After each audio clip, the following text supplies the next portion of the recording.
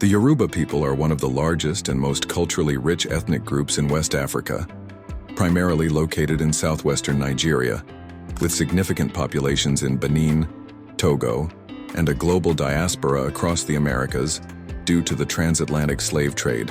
Here's a full story-driven look at who the Yoruba are, their origins, culture, religion, and legacy.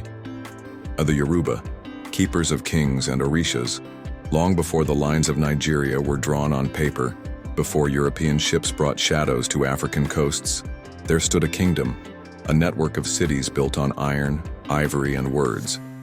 That land was the Yoruba world, ancient origins and the city of Ile-Ife. According to Yoruba tradition, all humanity began in Ile-Ife.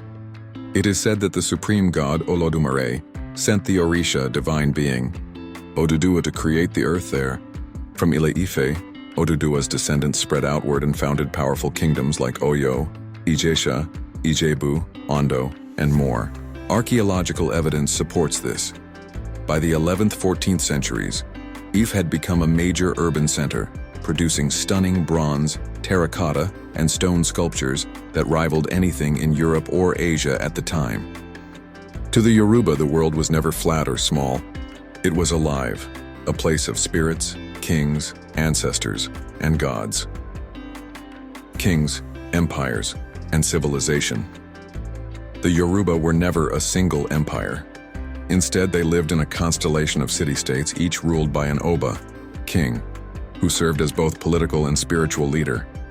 The Oyo Empire became especially powerful between the 1600s and 1800s, known for its skilled cavalry, long-distance trade, and a sophisticated political system involving a council of elders called the Oyo Misi. Yoruba cities had walls, markets, palaces, and shrines, organized societies with laws, craftspeople, guilds, and universities of oral knowledge. Religion and the Orisha.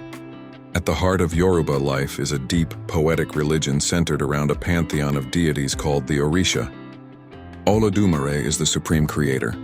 The Orisha are divine intermediaries, each ruling over aspects of life and nature.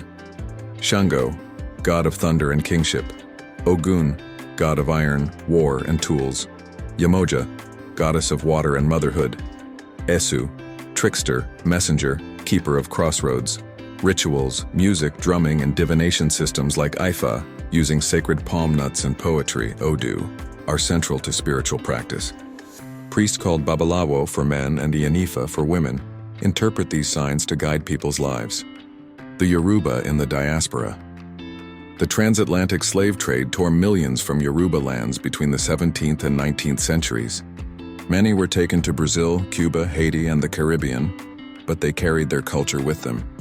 Today, Yoruba religion lives on in diaspora traditions such as Yunding Candomblé, Brazil, Santeria, Cuba, Vodou, Haiti, Lukumi, Caribbean, and US. In these places, Orisha are still worshipped, songs are sung in Yoruba, and ancestral wisdom survives despite centuries of oppression. The language, art, and legacy. The Yoruba language, a tonal language rich in proverbs and poetry, is spoken by over 40 million people today. It has its own writing system and is one of the most widely taught African languages globally. Yoruba art is legendary. Masked dances like the Egungun honor the dead. Ceremonial beadwork, wood carvings, and textiles display profound beauty and symbolism. Yoruba literature, especially the works of Nobel laureate Wole Soyinka, has earned international acclaim. Resilience and modern identity.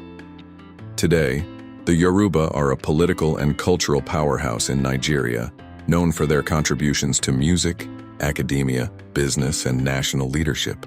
Cities like Lagos, the economic heart of Nigeria, are steeped in Yoruba influence. Despite colonialism, wars, and global displacement, Yoruba identity remains deeply rooted, a tree whose branches touch many lands, but whose roots dig deep into sacred soil.